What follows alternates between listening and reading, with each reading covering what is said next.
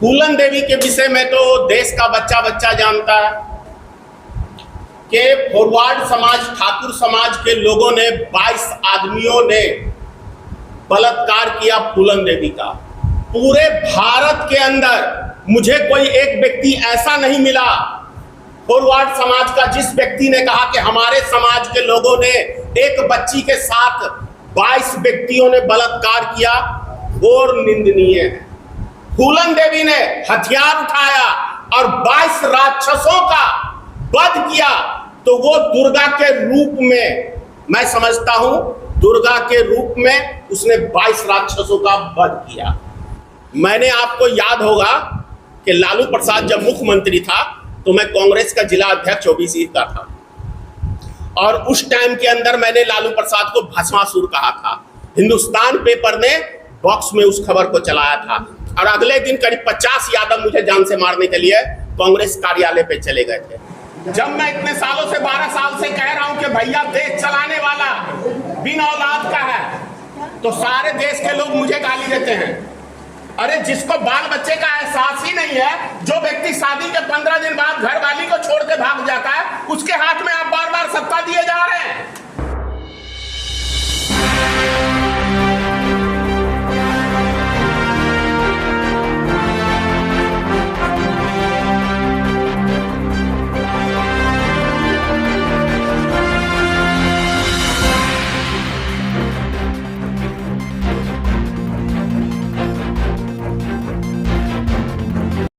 आज का press conference आप सबको बुलाने का मकसद है कि जिस तरीके से भरत तिवारी के विषय में एक देश लेवल के ऊपर, जिसे हम अगड़ी जाति कहते हैं, उनके द्वारा खास तौर से एक जाति विशेष के लोग जिस तरीके से तांडव मचाए हुए हैं पूरे देश के अंदर, और शहीद का दर्जा उसे कह रहे हैं, ये शर्मनाक है। अगर यदि वैसे व्यक्ति को शहीद का दर्जा मिलना चाहिए, तब तो जिन्होंने नक्सलवादी बने या उग्रवादी बने, उनका भी समाज के प्रति कहीं ना कहीं समाज से वो रुष्ट होकर ही हथियार उठाएं, तो वैसे व्यक्ति को भी शहीद का दर्जा मिलना चाहिए। और उससे भी बड़ी बात, फूलन देवी के विषय में तो देश का बच्चा बच्चा जानता है कि फॉरवर्ड समाज, ठाकुर समाज के लोगों ने 22 आदमियों ने बलात्कार किया फूलन देवी का। पूरे भारत के अंदर मुझे कोई एक व्यक्ति ऐसा नहीं मिला फॉरवर्ड समाज का जिस व्यक्ति ने कहा कि हमारे समाज के लोगों ने एक बच्ची के साथ 22 व्यक्तियों ने बलात्कार किया।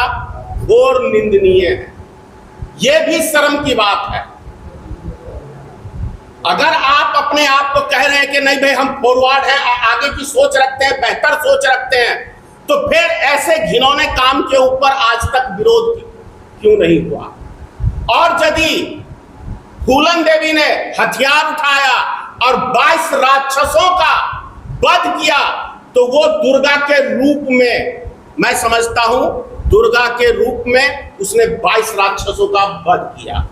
दूसरी बात, हम लोग जिस धर्म से आते हैं, सनातन धर्म मानते हैं, बड़ी आसानी से देखते हैं कि महाभारत की अगर यदि आप स्टोरी उठा के देख लें, तो कृष्ण भगवान द्रौपदी के एक आवाज के ऊपर दौड़े हुए आ जाते हैं। आश्चर्य लगता है, लेकिन एक बच्ची का बलात्कार 22 हैवान कर रहे हैं, और तब भी कोई देवी देवता प्रकट नहीं। आश्चर्य लग रहा है। तो इसीलिए मैंने कहा कि फूलन देवी ने दुर्गा का रूप बन के हथियार उठा के और 22 राक्षसों का नरसंहार कहिए या वध कहिए, जो भी कहिए, सही किया।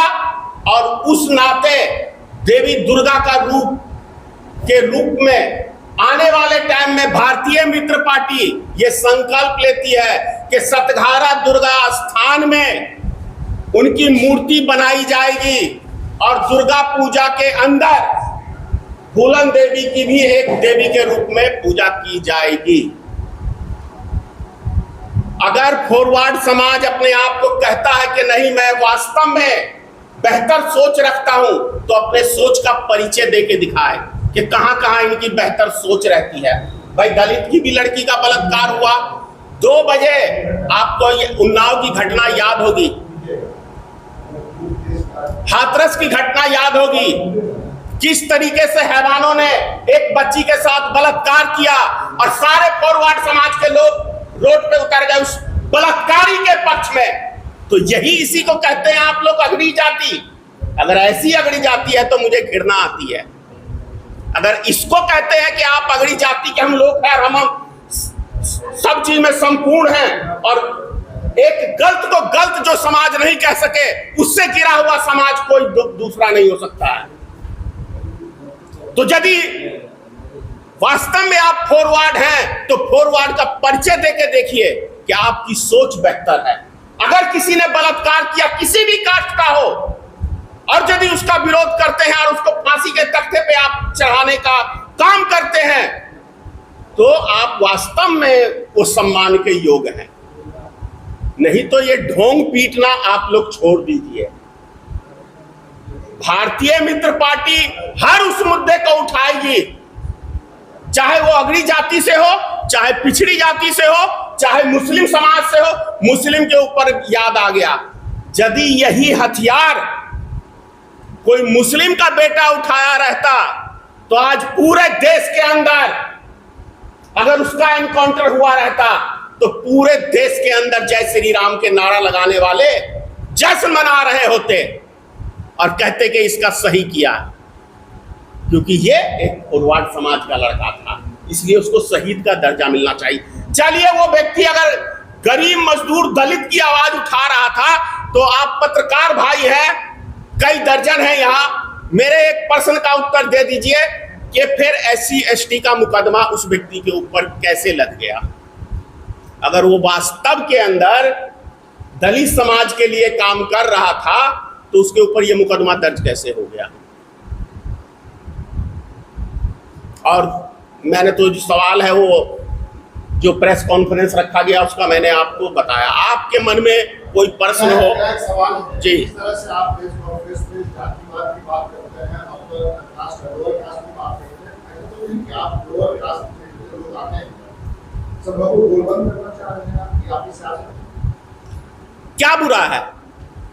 क्या बुरा है यदि आप इस तरीके से लोगों को भड़का के एक क्रिमिनल को हीरो बना के, और एक बैकवर्ड का बेटा आपको सत्ता में बैठा है, सम्राट चौधरी, स्पष्ट कह रहा हूं, तो ये लड़ाई सिर्फ इस चीज की नहीं है।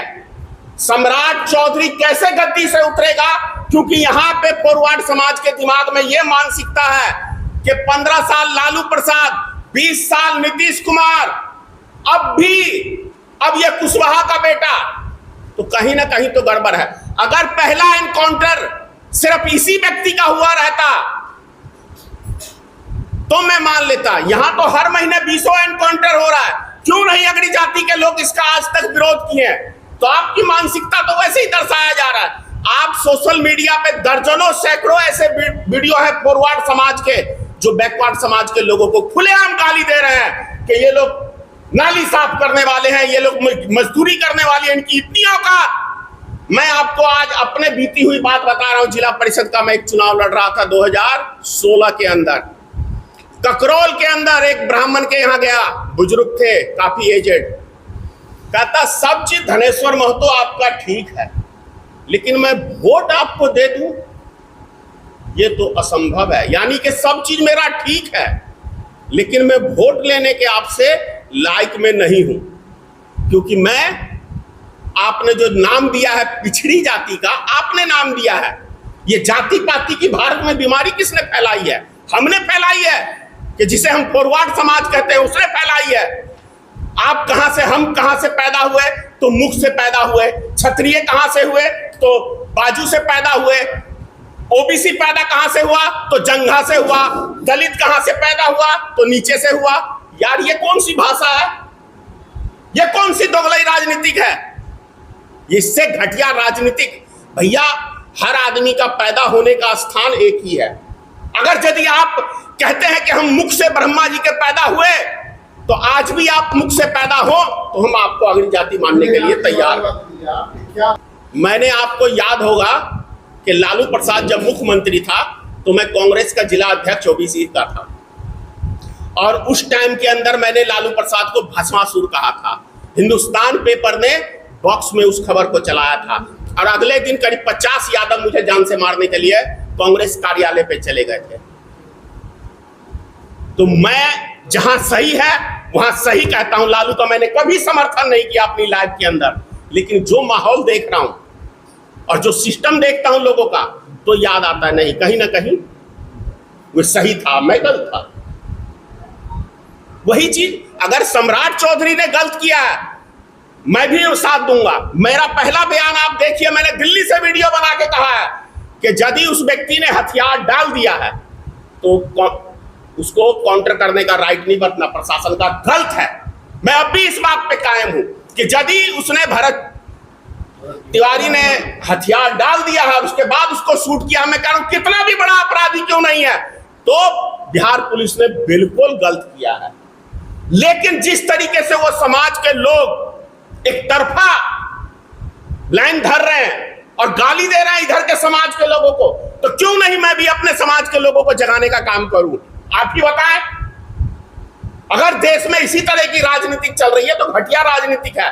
हम सबको चाहिए, हर हिंदू मुसलमान सिख ईसाई सबको चाहिए, यदि आप भारत की संतान अपने आप को कहते हैं और भारत के विषय में सोचना चाहते हैं, तो सबको एक मत होके और जाति पाति की बीमारी को दूर करके एक साथ कदम से कदम बढ़ा के देश के विकास के लिए हम सबको सोचना चाहिए। लेकिन यहां तो हर व्यक्ति अपने अपने निजी स्वार्थ में राजनीतिक रोटी सेकने के लिए लगा हुआ है।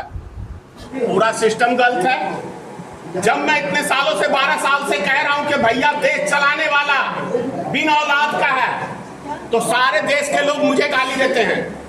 अरे जिसको बाल बच्चे का एहसास ही नहीं है, जो व्यक्ति शादी के 15 दिन बाद घर वाली को छोड़ के भाग जाता है, उसके हाथ में आप बार बार सत्ता दिए जा रहे हैं। आप लोग को समझ में नहीं आ रहा कि क्या भूल हो रही है आपसे।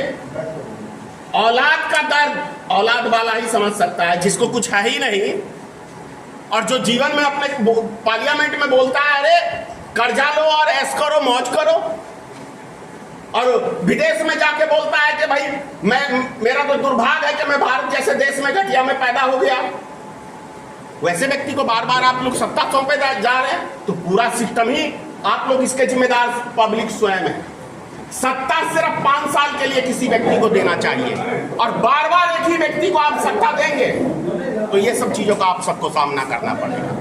भरत तिवारी वाला आपने जो बयान दिया था, उसके बाद आपका वीडियो काफ़ी ज़्यादा वायरल हुआ और लोगों का ज़्यादा नेगेटिव कमेंट्स आए कि आप बहुत गलत बोल रहे हैं, ऐसा नहीं बोलना चाहिए, क्योंकि लाइव में उनको आप उस कमेंट्स के अंदर एक चीज आप देखिएगा, किस जाति के वो व्यक्ति है। 99% एक ही जाति के लोग मिलेंगे। आपका कहना है कि जो ऊंचे जाति के लोग आप मानते हैं वो अक्सर नेगेटिव कमेंट्स आप पढ़ लीजिएगा। आप मुझे 10 कमेंट आप बैकवर्ड समाज का, मुस्लिम समाज का बता दीजिए कि मुझे गाली दिया है। आपको वो इसका जो 3 मिलियन गया क्या है आलम का, उसमें आप एक कमेंट बता दीजिए। 6000 कमेंट्स है, उसमें एक गाली बता दीजिए, एक गाली सिर्फ।